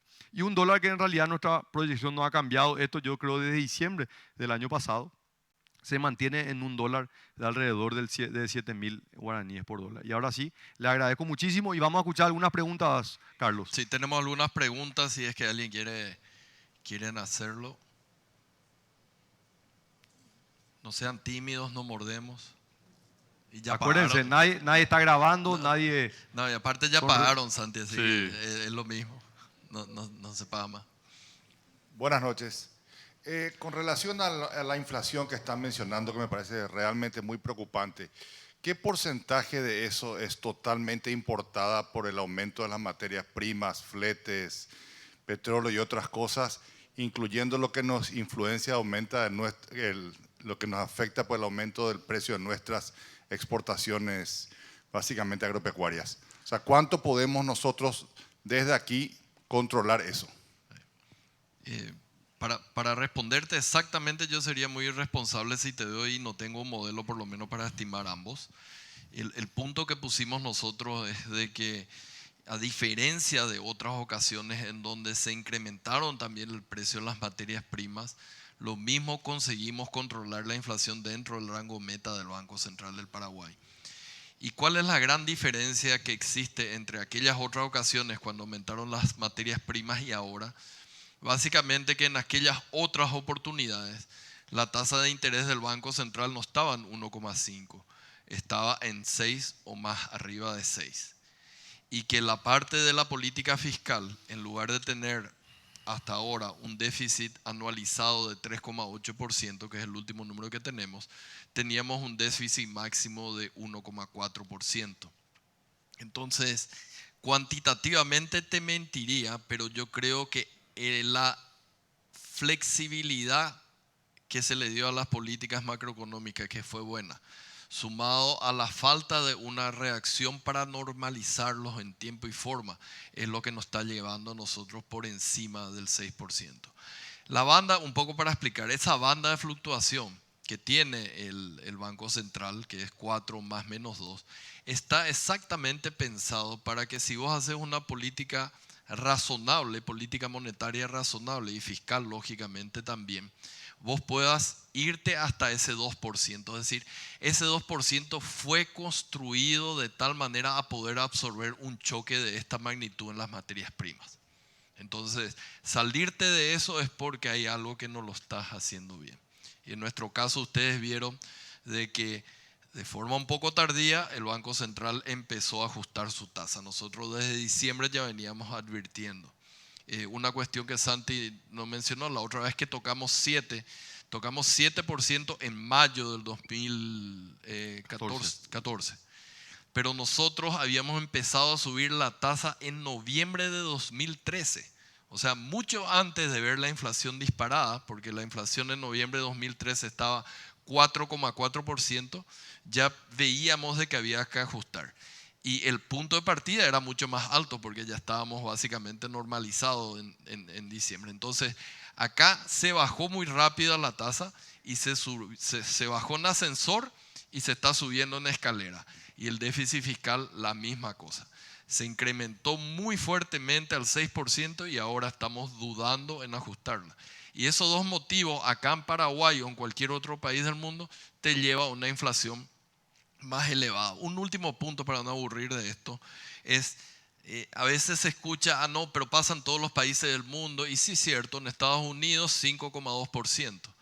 Ahora, una inflación muy por encima de la meta en Estados Unidos es muy diferente a una inflación muy por encima de la meta en Paraguay, en Brasil, en Colombia. No nos podemos comparar uno a uno, porque nosotros tenemos mucha menos credibilidad en el Banco Central. Es cierto, hace 78 años tenemos la misma moneda, pero no es el mismo nivel de credibilidad que tiene la FED. Entonces tenemos que ser muy cuidadosos de que no se nos salga de la meta.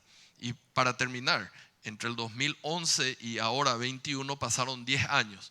Durante estos 10 años hubieron subidas y bajadas de las materias primas, subidas y bajadas del dólar. Por ejemplo, 2015 el dólar se fue 26%. La inflación nunca estuvo fuera del rango de la meta. Algo estamos haciendo mal. Yo voy a ser más directo, Carlos. La aplicación es la expansión monetaria. O sea, te confirmo en eso. O sea, no es el aumento, cierto, es un aumento, pero el modelo está construido para que pueda haber aumento en el precio de la materia prima. Pero la inflación nunca tiene que salir de su rango. Entonces lo que nosotros vemos es una expansión monetaria por mucho tiempo, probablemente más prolongado. Y esto no es que ellos no hicieron porque no querían, porque tiene efectos en la economía real. O sea, un aumento en la tasa de interés de política monetaria encarece el crédito. Y obviamente eso también genera un impacto en el sector económico, ¿verdad? Entonces, por supuesto que uno le encanta cuando va a una fiesta y pone el volumen alto. Y no quiere más bajar el volumen, es la parte más difícil. O sea, lo más lindo fue el año pasado, que fue hacer prácticamente todas las medidas, disminuir la tasa de interés, aumentar la liquidez, aumentar el gasto. Bueno, ahora hay que bajar la música. Después un poco de la fiesta te agarra un poco lo de cabeza, la resaca, y es necesario. Es lo que le permitió a Paraguay construir esa fortaleza macroeconómica. Entonces, en esto y en un lenguaje muy claro y aprovechando que es un evento cerrado, acá hay un problema donde la expansión monetaria, la cantidad de dinero, está alimentando la inflación.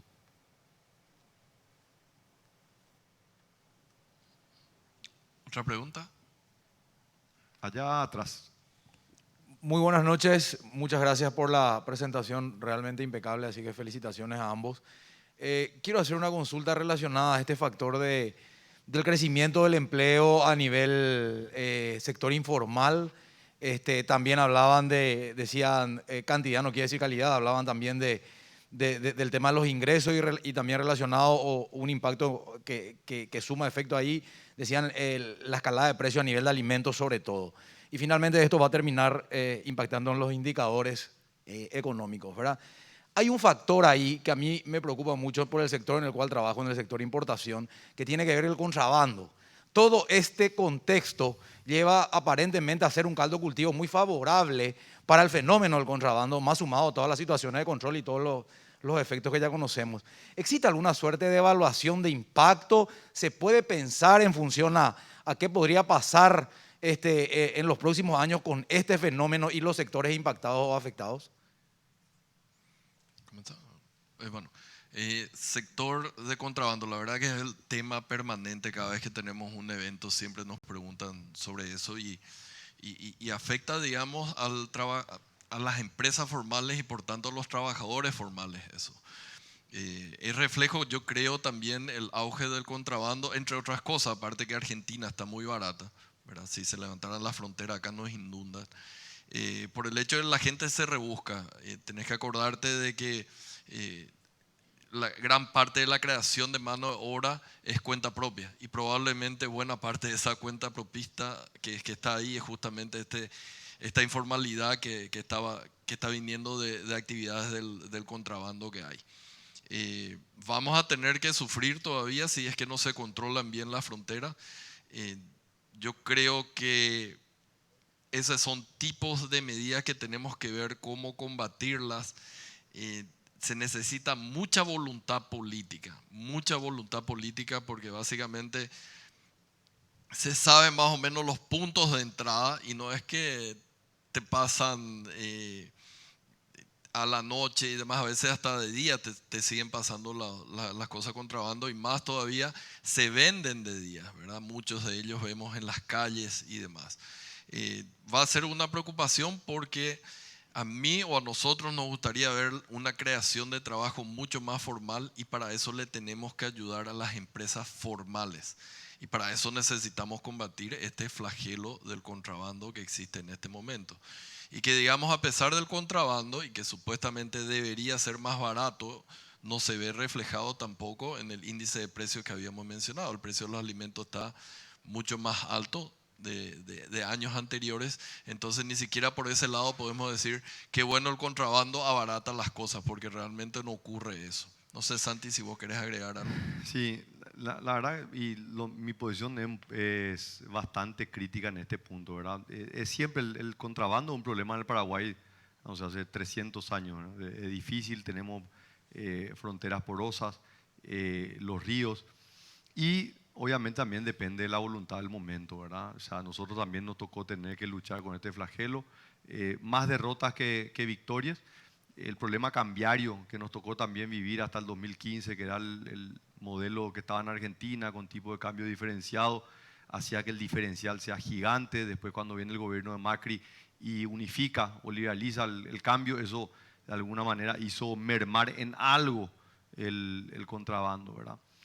A nosotros nos tocó tener que luchar con este flagelo, tener que inclusive el vicealmirante de la Marina tener que pasarlo a retiro porque estaba vinculado a actividades de comercio ilegal de frontera, que lastimosamente esa misma persona cuando asume este gobierno no solamente lo reincorpora después de haberlo pasado a retiro, sino lo promueve, ya no de vicealmirante, sino que es almirante actualmente, ¿verdad?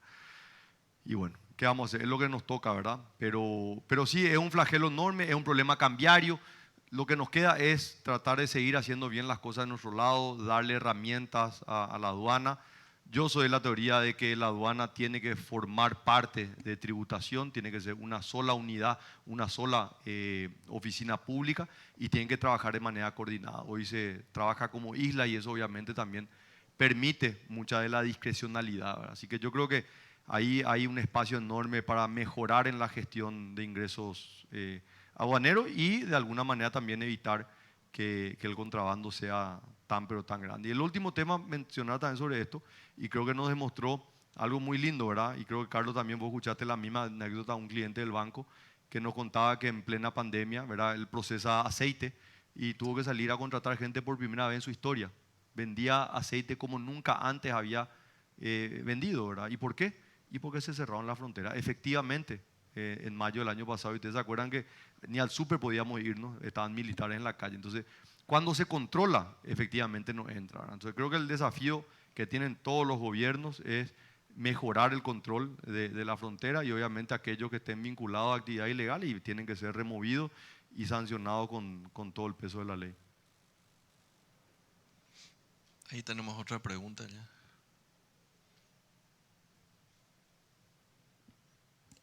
Buenas noches. ¿Existiría alguna estimación en porcentajes de cómo impacta la corrupción en el gasto público? ¿Algún número, algún estudio que se haya hecho alguna vez? Efectivamente hay. Se publicó Del BID. hace unos meses, años ya, creo que tiene 2 años, un estudio. Se calcula que 4% del PIB, esos son 1.600 millones de dólares al año, ¿verdad? Y de mal gasto. Y para lo cual se trabajó y está hoy en el Congreso una nueva ley de compras públicas, ¿verdad? Porque la ley actual que fue muy buena en su momento, ¿verdad? Se promulgó allá por el año 2004, que crea la Dirección Nacional de Contrataciones Públicas. Fue buena, pero también los muchachos, hecha la ley, hecha la trampa, le han encontrado los recovecos para poder burlarla, y para lo cual se trabajó en los últimos meses, años ya, en una nueva ley. Pero para que se dé una idea, el país que es más eficiente en compras públicas, que es Chile, tiene un mal gasto del 1,5% del PIB. O sea, no vamos a tener probablemente menor que Chile. Si nosotros podemos disminuir a la mitad de ese 4%, que sea 2%, y ya serían unos 800 millones de dólares que se podría o ahorrar o invertir en otros sectores que son claves. ¿Estamos? Bueno, vamos a darle un aplauso a nuestros Acá, opositores. una pregunta última más. acá, señor, para no dejarle con la mano levantada. Buenas noches y muchas gracias por la presentación. Una sugerencia, yo sugeriría privatizar la aduana. Resolvería gran problema. 90-95% de los problemas del país. Mira que está parcialmente privatizado. Sí, está parcialmente. Bueno, de nuestro lado realmente ha sido un honor enorme. Nuevamente agradecer a la Fundación. Yo me olvidé de mencionarte, Estefanía, muchísimas gracias por esto. Con Estefanía somos exalumnos de la Universidad de Columbia, así que un placer de poder haber participado en esto desde Basanomics, desde el Banco Basa, y ojalá podamos hacer más de estos eventos que podamos ayudar a estas causas tan nobles. Así que de nuestro lado, muchísimas gracias. No, muchas gracias a ustedes, Santiago, Carlos, por esta excelente exposición sobre la economía nacional, realizado con mucho amor y profesionalismo. Realmente le damos gracias por la fundación. También me gustaría volver a agradecer a todas las empresas que tuvieron parte para que este evento, a beneficio de los programas educativos de la fundación, se lleven a cabo, que son el Banco Basa, el Hotel Sheraton, Kemsa, Lockers, Daniel Iseche Asociados, Navarro Correas, Álamo S.A., Sistemas y Gestiones S.A., Boga Abogados, Enex Paraguay, Bebidas del Paraguay para su marca Pulp, Berkemeyer, Telesports and Outdoors, Estudio Peronic Sosa Telechea Burt Narvaja, La Consolidada S.A. Seguros, Archer Daniels Midland Company y Banco Basa Capitals. Ahora vamos a pasar a tener un sorteo gracias a la empresa Sistemas y Gestiones S.A. ¿Sí? Ya se pueden Sí, bajar claro. si quieren, o pueden seguir también acá Y nosotros durante el sorteo. no participamos nosotros en el Y si sorteo. se inscribieron, sí, no sé si se inscribieron. Espero que todos hayan podido inscribirse.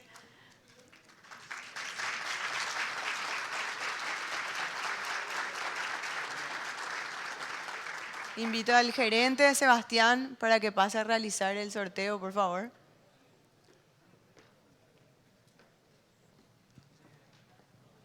Buenas noches a todos. Bueno, sería mucho más divertido que fuese. Sí.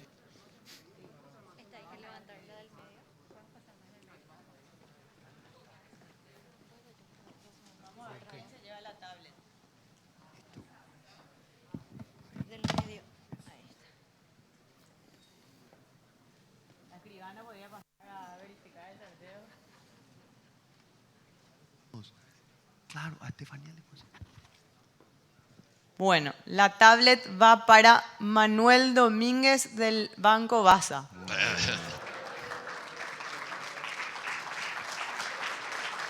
Manuel, si puedes pasar.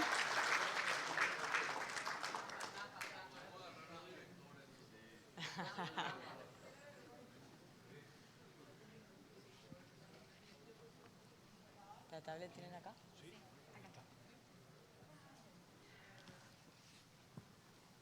Buena mano. Compartí después con los compañeros sorteando.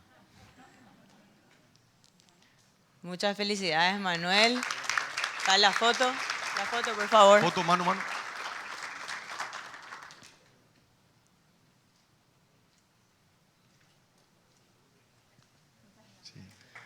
Bueno, ahora sí les invitamos a todos a pasar al brindis y a visitar el stand de la Vamos a hacer una fundación, selfie. por favor. Un segundo antes que se vayan, Si no, nosotros no, tenemos no es Baza, no, ni una Visa. tradición.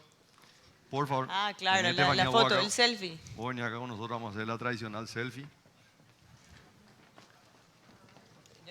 Del barro.